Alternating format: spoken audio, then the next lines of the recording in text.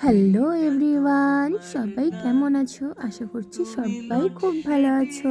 আমার নতুন একটা মিনি ব্লগে তোমাদের সবাইকে স্বাগত জানাই। আজকে আমরা বিকালে রেডি হয়ে চলে গেছিলাম পোকোদের বাড়ি, কারণ পোকোর আজকে জন্মদিন ছিল।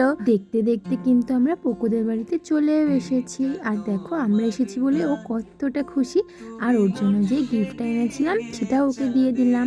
আমি ওর জন্য যে গিফটটা নিয়ে গেছিলাম সেটাই ওকে আমি বলেছিলাম যে এখন একটু খুলে দেখা। এই জন্য কিন্তু ও খুলতে বসেও পড়েছে, আর ও শুধু বলছে যে এর মধ্যে কি আছে।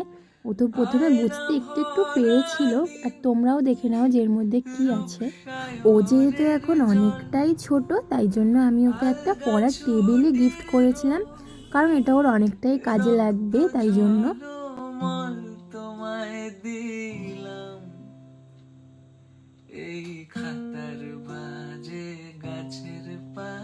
আর ও কিন্তু এটা পেয়ে অনেকটাই খুশি হয়ে গেছিলো। খুশিতে কিন্তু এটা নিয়ে ছাদে চলে যাচ্ছিল সবাইকে দেখানোর জন্য।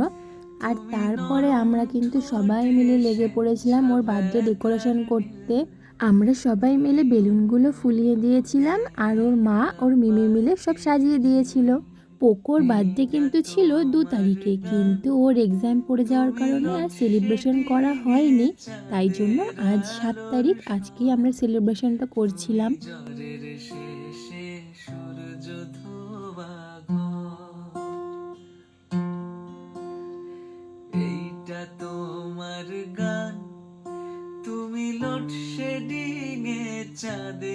তো ডেকোরেশন করতে করতে আমি চলে এসেছিলাম এদিকে পোকোকে একটু নেল পলিশ পরিয়ে দেওয়ার জন্য। আর তোমরা দেখবে যে আমি ভিডিও না ছাড়লে ও কি বলে আমাকে, তোমরাও একটুখানি শুনে নাও তো।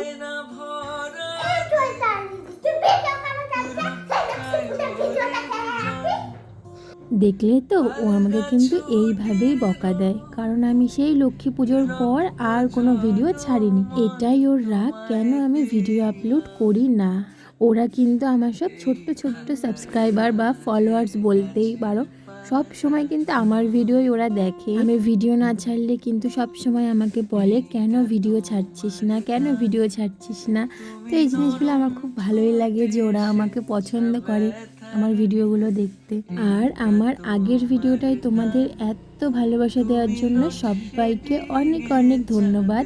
আমি ভাবতেই পারিনি যে তোমাদের আমার ওই ভিডিওটা এত ভালো লাগবে। সো থ্যাংক ইউ সবাইকে। তো বার্থডে কেক কাটার পর কিন্তু আমরা সবাই মিলে খেতে বসে পড়েছিলাম। আজকের ভিডিওটা এই পর্যন্তই, আবার দেখা হবে পরে কোনো ভিডিওতে। Bye, tata.